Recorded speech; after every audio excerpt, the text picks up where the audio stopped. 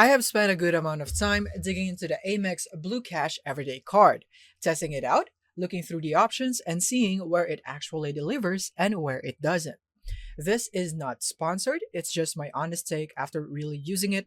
So if you're thinking about increasing your credit limit, this guide should save you some time. So now, first off, the Blue Cash Everyday card is great for casual spenders. You earn 3% cash back at US supermarkets, which is up to $6,000 per year, and 3% at US gas stations and online retail, and 1% on everything else. There is also no annual fee, and if you're new, there's often a welcome offer, something like a $200 statement credit after spending $2,000 in the first 6 months.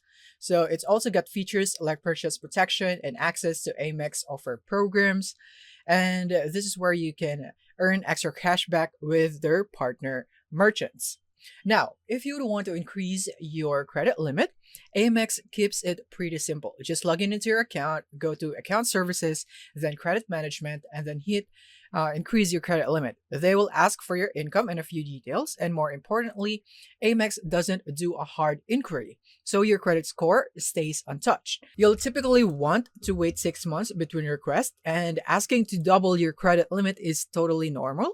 Your chances improve if you have been using the card consistently, keeping utilization low, and making on-time payments.